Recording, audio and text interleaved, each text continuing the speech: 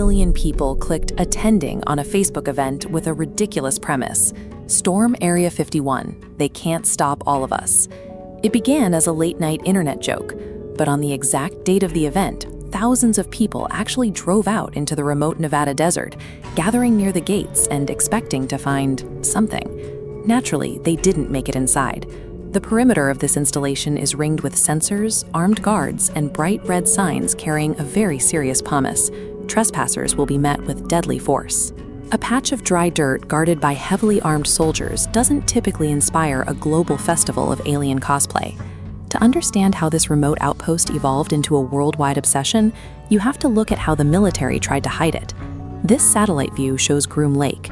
It is a massive, bone-dry salt flat deep inside the Nevada testing ranges, completely invisible from any public highway or town.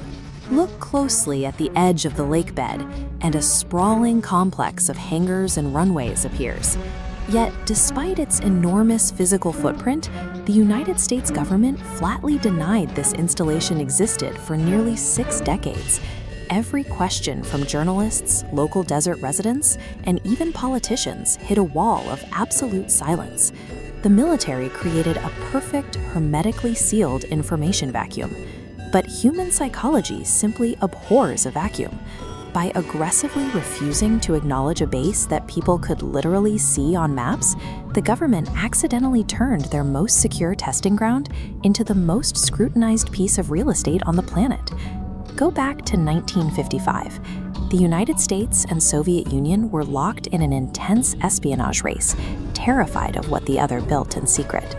American intelligence needed an isolated theater to test highly classified aviation technology without foreign satellites or civilian eyes watching. The barren expanse of Groom Lake offered exactly that. The first major project was the U-2. It was designed to fly covertly over enemy territory, gliding at extreme altitudes where no anti-aircraft missile of the era could reach it. Then came the SR-71 Blackbird. It was engineered to outrun missiles entirely, cruising faster than the speed of sound right at the edge of the Earth's atmosphere.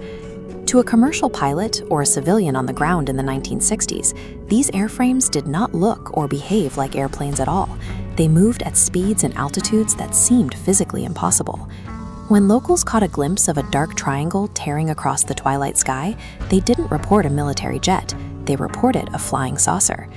The Air Force found themselves trapped by their own security protocols. Correcting the public meant admitting to the world they had a Lot 3 spy plane in development, so they said nothing. Left without official answers, the public started connecting the dots themselves. The isolated base in Nevada suddenly became the obvious, logical destination for the mysterious debris recovered from the famous 1947 Roswell crash. The intelligence community soon realized something highly convenient. As long as civilians were obsessively looking for Martians, they weren't looking for radar-evading titanium spy planes. The mysterious folklore bubbled under the surface until 1989, when a man named Bob Lazar went on a local television station. He claimed he had been hired to work at S4, a hidden laboratory built into the mountainside just south of Groom Lake. His assigned task was to reverse engineer captured extraterrestrial spacecraft. Lazar laid out the supposed mechanics in extreme detail, stating the ships generated anti-gravity fields powered by a highly unstable, undiscovered substance he called Element 115. Investigators tried to verify his educational credentials and found zero evidence.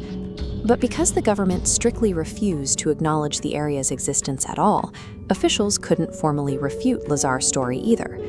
The rigid policy of no comment meant his wild claims went entirely uncontested. The PR blackout meant to keep the base invisible was now the exact mechanism drawing the entire world's attention straight to it. In 2013, the wall finally cracked.